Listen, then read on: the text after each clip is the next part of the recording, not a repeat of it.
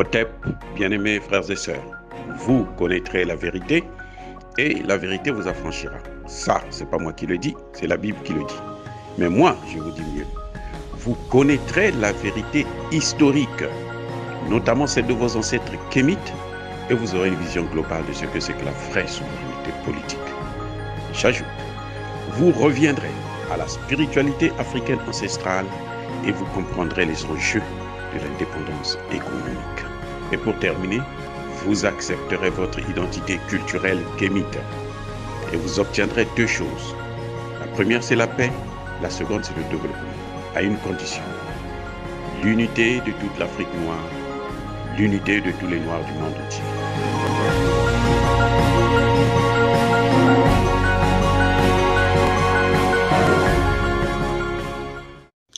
Otep à tous, bienvenue sur la chaîne des panafricanistes par essence, par conviction et par excellence.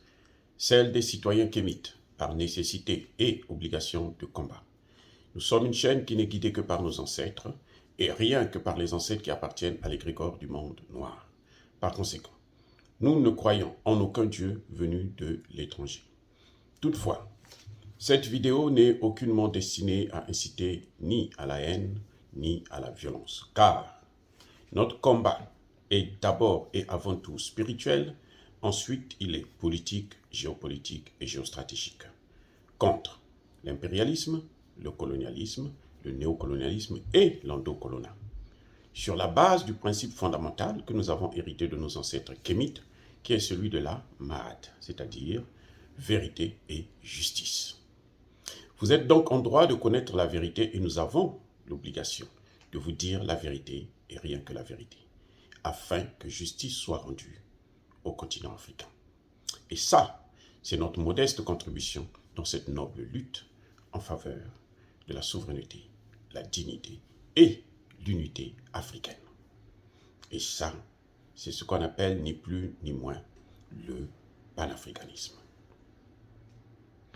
Bien-aimés frères et sœurs, aujourd'hui nous allons essayer, esquisser, une analyse des causes profondes des changements anticonstitutionnels en Afrique. Vous le savez très bien, il y a eu un sommet à Malabo, en Guinée équatoriale, qui a réuni tous les chefs d'État, enfin la majorité, beaucoup de chefs d'État africains,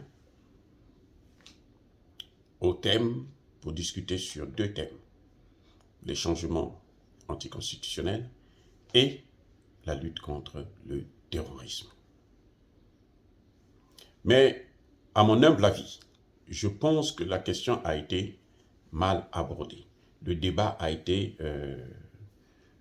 n'a pas été élevé à la hauteur des problèmes de l'Afrique. Pourquoi? Parce que ce débat n'a pas posé sur la table les causes, les origines des changements anticonstitutionnels. On s'attaque seulement aux changements anticonstitutionnels sans connaître d'où ça vient, pourquoi nous avons des changements anticonstitutionnels. Et je pense que ça, c'est un défaut, c'est une erreur monumentale de la part des chefs d'État et de gouvernement qui se sont réunis à Malabo. On ne peut pas régler les problèmes africains parce qu'il y a quelqu'un en Occident, notamment la France ou les États-Unis ou ses alliés, qui claque du doigt, qui dit « bon, vous avez tel problème en Afrique ». C'est notre continent, c'est nous qui subissons les conséquences de ces causes anticonstitutionnelles. C'est nous qui subissons ça. Si ça pose un grand problème, un sérieux problème, c'est nous qui le subissons. Donc c'est à nous d'apporter des solutions aux problèmes africains. On ne fait pas, on n'apporte pas des solutions de l'étranger. On n'exporte pas des solutions pour régler des problèmes comme celui-ci. C'est tellement important qu'on ne peut pas les prendre à la légère. Il faut d'abord et avant tout diagnostiquer la situation, bien maîtriser la situation, connaître exactement d'où ça vient, pourquoi nous avons ces changements anticonstitutionnels et quelles sont les conséquences. Est-ce que tous les changements anticonstitutionnels ont des conséquences néfastes pour l'Afrique? Oui ou non? Et c'est ça que nous essayons de faire actuellement. Moi, je vois quelques causes fondamentales, deux causes principales. D'abord, les ingérences, ensuite le terrorisme. Mais il y a une troisième cause qu'on aborde rarement, très très rarement, qui est les programmes d'ajustement structurel. Qu'est-ce qui se passe? Ingérence d'abord. Nous avons vu qu'en Afrique, lorsqu'il y a élection, tous les présidents, tous les leaders occidentaux s'ingèrent, ils s'y mêlent, les gouvernements occidentaux, notamment européens et américains. C'est eux qui jugent si la personne a été bien élue ou mal élue. Ce que nous ne faisons pas chez eux. Quand il y a élection en Afrique, ce sont les Nations Unies parfois qui viennent même proclamer le résultat, comme on l'a vu en Côte d'Ivoire. Les Nations Unies disent que ce n'est pas Laurent Gbagbo qui a gagné, c'est Alassane Ouattara qui a gagné. Voyez, donc les Nations Unies remplacent les institutions. Or, aux Nations Unies, nous ne sommes pas représentés au Conseil de sécurité, puisque les décisions, les grandes résolutions sont prises par le Conseil de sécurité. Les décisions ou les résolutions de l'Assemblée générale des Nations Unies ne sont pas contraignantes. Mais celles du Conseil de sécurité sont contraignantes, elles peuvent avoir des conséquences, même militaires. Et on a vu que par le passé, la Russie et la Chine avaient toujours opté pour la neutralité. Bon, laisser les Occidentaux faire ce qu'ils veulent de l'Afrique. Donc, ils n'utilisaient pas leur droit de veto.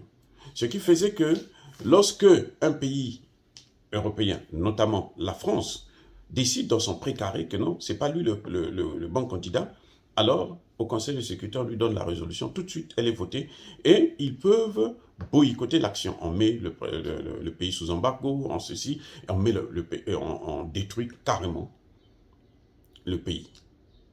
Ils ont fait ça en Libye. Et là, en Libye, c'est encore plus grave, puisque même la résolution qu'ils avaient reçue du Conseil de sécurité de l'ONU n'avait pas été respectée, puisqu'on ne leur avait pas demandé d'aller tuer Kadhafi ou de détruire la Libye. Et pourtant, c'est ce qu'ils ont fait, et voilà ce qui se passe. Donc, les ingérences occidentales, quand ils font du chantage à nos leaders,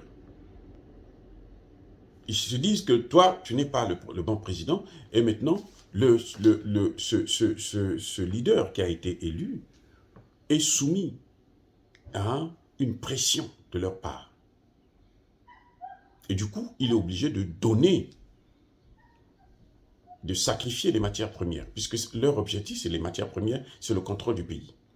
Et quand il fait ça, même s'il a été élu régulièrement, il devient en porte-à-faux avec les populations. Vous voyez, c'est ça le grand problème. C'est-à-dire qu'il y a élection dans un pays, parce qu'il donne quelques miettes, parce qu'il ne donne rien en fait, puisque c'est de l'argent qu'il donne là, ça a toujours été de l'argent que les pays vont rembourser. Maintenant, quand ils disent que non, bon, cette personne-là n'est pas favorable à nos intérêts, ils s'organisent tous. L'Occident s'organise. Tous, ils s'organisent. À l'unanimité, ils disent que non, ce n'est pas lui qui a été élu. Ils ont triché, ils ont fait ceci, ils ont fait cela. Alors que la personne, parfois, a été bien élue. Maintenant, quand il y a cette situation, la pression est telle que celui qui a été désigné président ou chef de gouvernement, pour avoir les faveurs de la France, il est obligé de céder, d'abandonner le programme qu'il a amené, que la population a soutenu, pour opter pour un programme que les Occidentaux, eux, veulent. Et ce programme-là a toujours été, contraire à la volonté de nos peuples, la volonté et la souveraineté de nos peuples. Et du coup, ce leader est contraint d'échouer. Il va vers l'échec. Il a donc le choix entre abandonner son peuple et soutenir les Occidentaux, ou bien mener la guerre aux Occidentaux, et là, il est sous embargo. En général, ils choisissent toujours de mettre un bémol, de satisfaire les besoins des Occidentaux au mépris de la volonté des peuples. Et là, ils sont en porte-à-faux avec le peuple. Il y en a qui se transforment finalement en dictateurs parce que justement, ils sont mal appréciés par les populations.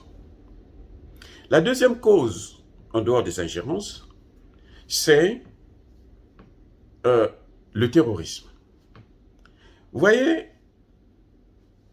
quand on a parlé de changement anticonstitutionnel lors du sommet de Malabo, en fait, il visait beaucoup plus le Mali, un peu le Burkina Faso et pratiquement pas la Guinée. Mais c'est d'abord le Mali. Parce qu'ils n'ont pas jamais visé le Tchad, puisque le Tchad, Idriss Déby a été placé à Doubé par la France. Donc ça, c'est un changement anticonstitutionnel légal et normal. Mais en fait, c'est surtout d'abord le Mali, parce que le Mali, malheureusement, a des relations. Heureusement ou malheureusement, heureusement pour nous, malheureusement pour eux, a des relations avec la Russie. Parce que eux, ils sont les ennemis de la Russie. Et ça, en principe, ce n'est pas notre problème. Bref, on accuse ces pays. Pourquoi il y a eu changement dans ces pays-là? Notamment au Burkina Faso et au Mali. C'est à cause du terrorisme.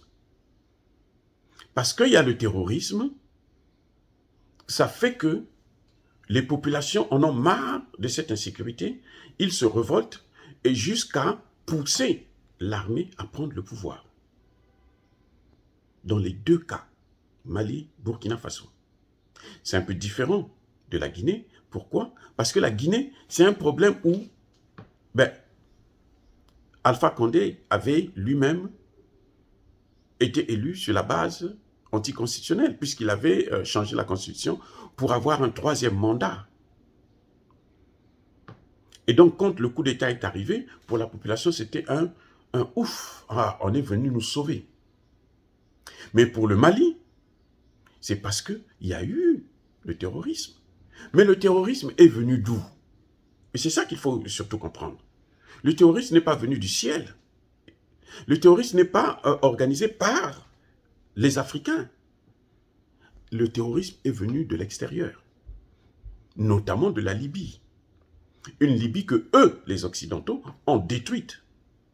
Une Libye où ils ont transporté des terroristes pour faire la guerre à Kadhafi, pour tuer Kadhafi, et ils les ont pris, ils les ont emmenés dans le Sahel et dans le golfe de Guinée. Maintenant, nos gouvernements n'étant pas préparés à faire face au terrorisme, et notamment le Mali qui n'avait pas les moyens. Et pourquoi il n'avait pas les moyens? Puisque l'armée française qui a toujours contrôlé le pays a détruit tout l'arsenal militaire malien. L'armée française a même empêché aux militaires maliens de poursuivre jusqu'au bout les terroristes dans la région de Kidal. Donc vous voyez là que, en fait, le terrorisme a été importé. Il est venu de l'étranger. Et on nous a imposé ce terrorisme. Et ce qu'on a fait, c'est qu'on a mis le Mali tout de suite sous embargo. Pour qu'il ne puisse pas avoir des armes pour lutter contre le terrorisme et pour qu'il puisse compter seulement sur l'armée française et les armées occidentales, notamment européennes. Voyez, on nous met dans une situation où on ne peut pas s'en sortir, on est dans un étau. Et cet étau ne fait que se resserrer. Au point où quand la France arrive, le Mali est occupé à 5%. 8 ans plus tard, le Mali est occupé à 80%. La population s'est révoltée. Pendant plusieurs mois, il ne faisait que marcher toutes les semaines, au point de paralyser le pays et d'aller vers une guerre civile. C'est là que les militaires se sont dit, nous devons prendre nos responsabilités, et ils ont pris leurs responsabilités. Maintenant, quand ils prennent leurs responsabilités, ils se rendent compte qu'ils ont une armée défaillante, démunie. Donc, il faut régler ce problème-là. Et là, ils vont faire recours à la Russie, puisque la France et les États-Unis ont mis le pays sous embargo. Donc, ils ne peuvent rien faire. Et c'est la Russie qui vient, qui les aide, leur donne, vend des armes, et puis maintenant, on le voit, le résultat est là. Et l'Union africaine n'a pas fait le constat du résultat qu'on est en train de voir, de l'organisation. Pareil, c'est la même chose pour le Burkina Faso. Le terroriste, c'est le même terroriste qui vient de la Libye. Et aujourd'hui, on voit que le Burkina Faso est tant bien que mal en train de lutter sans l'aide de la France. Et c'est ce que nous voulons. Nous avons des armées qui sont capables, puisqu'ils sont sortis des mêmes écoles que les officiers occidentaux. Donc il suffit de leur donner une logistique, ils vont faire le boulot. Vous voyez, donc il y a un problème qui est là, c'est que l'Union africaine n'a pas regardé, n'a pas étudié quelles sont les causes de ce terrorisme. Et elle n'a pas évalué le résultat depuis que l'armée française est en partance. Elle résiste, elle ne veut pas partir, elle trouve des moyens. Même les Nations Unies ne sont pas capables de régler le problème du terrorisme. Surtout eux, ce n'est même pas la peine, puisqu'ils sont au Congo depuis plus de 30 ans maintenant. Qu'est-ce qu'ils ont fait? Le Congo, la situation ne cesse de s'aggraver maintenant, puisqu'il y a maintenant des conflits entre le Congo démocratique et le Rwanda. Alors qu'il y a une force des Nations Unies, la plus grande force militaire des Nations Unies dans le monde se trouve au Congo. Ils n'arrivent pas à réguler cette situation. C'est incroyable. C'est ça le vrai problème africain. Et il y a une troisième cause, qui n'est pas les moindres, c'est celle de programmes d'ajustement structurel. Vous avez des populations à qui on interdit, les gouvernements à qui on a soumis un programme à respecter. Il ne faut pas financer l'éducation, donc vous ne formez pas des jeunes, vous ne formez pas les cadres. Il ne faut pas financer la santé, les gens sont malades. Il ne faut pas financer l'industrialisation. Donc, on se retrouve au chômage. Et c'est une population qui n'a aucune aide sociale. Du coup, c'est une proie facile pour les terroristes. C'est-à-dire qu'il suffit d'être un peu humain pour comprendre que la lutte contre le terrorisme ne passe pas par la démocratie. Non, c'est faux. C'est archi faux. Sinon, le Mali ne pouvait pas être victime. Le Mali a passé 30 ans, au moins 30 ans, où il y a des élections alors, régulières et pratiquement qui ne sont pas contestées. 30 ans. Et pourtant, pendant près de 10 ans, le terrorisme a fait des ravages. Et la France était là, présente. Et quand il parle de la lutte contre les changements anticonstitutionnels, on ne parle pas du Tchad. Alors que le Tchad, c'est même plus sérieux, puisque le Tchad, c'est le fils qui a remplacé le père, qui a été assassiné. Visiblement avec la complicité du fils. Si ce n'est pas avec sa complicité, le fils savait que son père a été tué. Il connaît l'assassin de son père. Mais il doit se taire en échange du pouvoir qu'on lui remet dans les mains. Le temps de préparer Moussa Faki, qui leur rend de grands services à l'Union africaine, en tant que président de la Commission de l'Union africaine. Voilà! Et ça, c'est encore de l'ingérence de leur part. Ce sont eux qui préparent un candidat pour l'amener, pour lui donner le pouvoir. Et quand il viendra, il ne fera pas mieux que même Déby, le fils qui est là. Il ne fera pas mieux. Il ne faut même pas se leurrer. Parce qu'il vient pour détruire encore l'Afrique, puisque le Tchad a toujours été le pays déstabilisateur de l'Afrique centrale. C'est le pays où on a toujours formé des terroristes, jusqu'à preuve de contraire. Bozizé est où? Bozizé est au Tchad. C'est là-bas qu'il attend son retour au pouvoir, alors qu'il est recherché par l'Organisation des Nations Unies pour crimes de guerre. Voilà, bien-aimés frères et sœurs, les trois causes fondamentales que je trouve qui sont liées au changement anticonstitutionnel. Maintenant, est-ce que tout changement anticonstitutionnel est bon ou mauvais? Ça, c'est une question que nous allons débattre dans une autre vidéo. Toutefois, cette vidéo n'est aucunement destinée, je le répète encore, à la haine ou à la violence. Nous sommes une force tranquille. Et je l'ai toujours dit, il y a Bakolerve, il y a Malembe. Soyez bénis par le Dieu des Kémites. J'ai dit et j'assume.